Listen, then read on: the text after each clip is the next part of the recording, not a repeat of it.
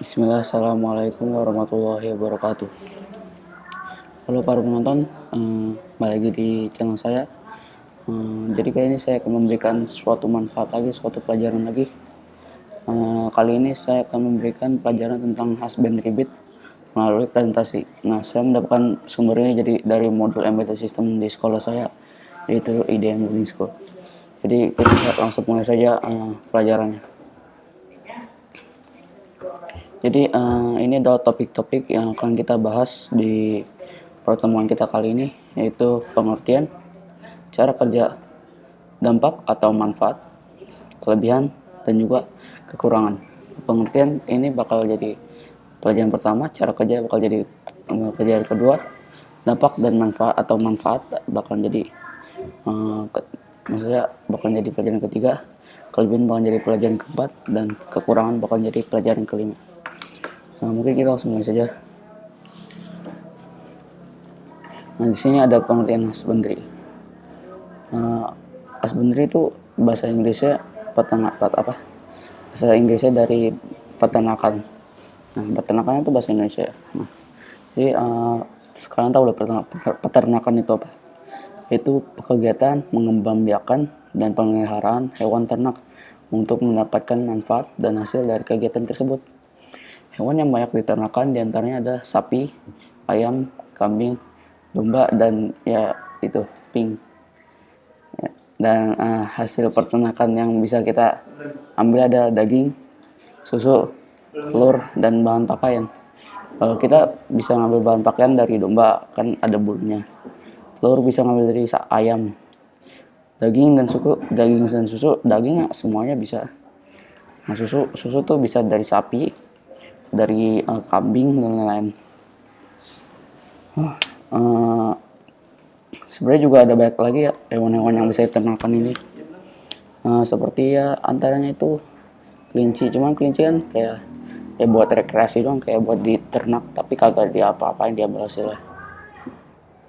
Nah, kita akan mulai ke cara kerja yang husbandry. Nah, husbandry ini maksudnya tapi cara kerjanya. Peternakan tuh mengacu pada berbagai jenis pekerjaan yang berfokus pada perawatan dan pembiakan berbagai jenis hewan. Profesional di bidang ini meliputi peternakan sapi perah dan unggas.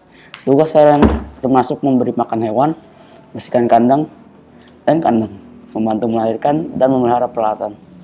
Nah, di husbandry bit ini mereka akan kita bakal membuat IoT-nya tuh kayak misalnya makan hewan ini habis gitu. Cuman karena aplikasi Blink-nya update, jadi kita masih belum bisa praktek nih. Mungkin nanti di beberapa bulan kemudian atau gimana gitu, kita bakal praktekin kalau misalnya bisa ya. Nah, kita akan lanjutkan ke yang namanya alat-alat microbit. Nah, alat-alat yang dibutuhkan untuk membuat husbandry bit ini masih sama ya, materinya microbit. Nah, kita pasti butuhkan yang namanya microbit. Microbit itu tuh yang kayak gini nih gambarnya. Bentuknya berupa papan sirkuit seukuran telapak tangan yang memiliki 25 lampu LED, akselerometer,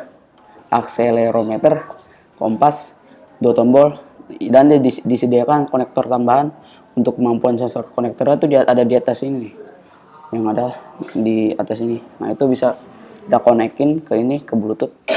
Ntar kita bakal masukin codingannya lewat situ. Nah, kalau misalnya kita udah konekin, nah itu bakal jadi kayak otak dari seluruh IoT-nya yang ada yang mencakup microbit. Nah, sekarang kita akan mulai ke alat kedua, yaitu expansion board. Kita udah buat greenhouse ya waktu itu. Nah, kita menggunakan microbit dan expansion board ini. Nah, kalian tuh kan menggunakan expansion board itu kayak buat apa? Itu ada 3 volt, ada GND, atau bisa juga disebut ground. Nah, ini tuh dirancang khusus untuk memfasilitasi pengguna microbit. Ini tidak hanya mengeluarkan pin microbit, tapi juga menambahkan catu daya dan sensor yang berbeda. Dengan papan ekspansi ini, kita dapat menerapkan microbit lebih cepat ke proyek yang lebih kreatif. Nah, ini ada sensor infrared. Nah, sistem sensor inframerah ini pada dasarnya menggunakan inframerah sebagai media untuk komunikasi data antara receiver dan transmitter. Jadi itu kayak ntar mereka komunikasi, misalnya kedeteksi ini, ntar dia akan mengirim signal ke misalnya ke transmitter atau ke receiver, maksudnya ke receivernya. Nah, terus mereka transmit data lagi ke receiver gitu-gitu. Ya, seperti itu. Nah, ini bisa kayak misalnya ngedeteksi yang namanya, misalnya apa ya, gitulah seperti itu. Kayak mendeteksi pergerakan atau gimana gitu.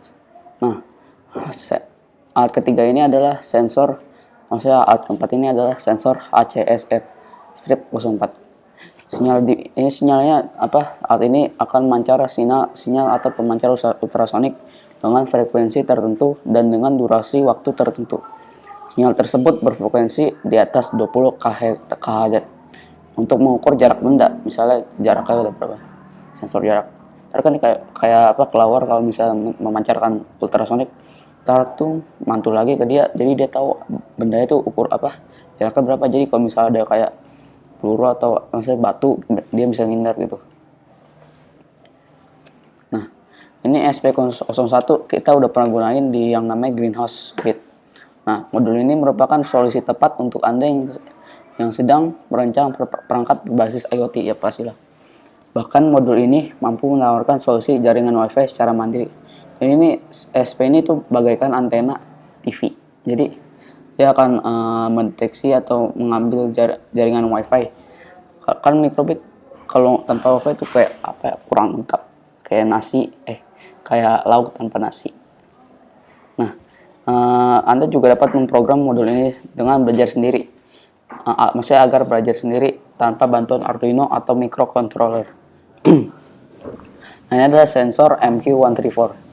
MQ134 adalah sensor udara yang mendeteksi gas amonia, NH3, natrium dioksida, NOx, atau bisa juga maksudnya disebut NOx, alkohol atau etanol, C2H, 5OH, benzena, C6H6, air karbon dioksida, CO2, gas belerang atau sulfur hidroksida, H2S, dan gas-gas lainnya yang ada di atmosfer. Ini tuh bakal deteksi, misalnya kandangnya bau, nanti terdeteksi, nanti akan ditransmit terus di receive, itu nanti datanya bakal muncul, misalnya bau ntar bakal kita bisa bersihin gitu-gitu. Nah, ini ada dampak husbandry dalam kehidupan. Dampak ke-1, mempermudah peternakan dalam mengurus peternakannya. Dampak kedua adalah menghemat energi peternak. Dan dampak ketiga adalah banyak yang akan tertarik dalam bidang peternakan. Nah, kita akan sekarang ke kelebihan husbandry. Kelebihan pertama adalah menguntungkan para peternak. Dan kedua, meningkatkan kondisi sosial ekonomi pedesaan. Dan ketiga adalah para peternak hanya perlu monitoring tanpa capek-capek membajak sawah dan lain-lain. Nah, kekurangan husbandry. Kekurangan husbandry adalah membutuhkan sinyal yang kuat. Jadi kalau di pedesaan kan sinyal biasanya jelek-jelek ya, lemot-lemot. Apalagi di sini di Jonggol. Jika WiFi terputus, tidak akan bisa monitoring. Nah, ini juga misalnya peternak tuh nggak tahu skill IoT gimana, tidak berpengalaman. Nah, mereka nyoba husbandry microbit ini juga nggak bakal bisa. Soalnya kan mereka belum berpengalaman dalam IoT.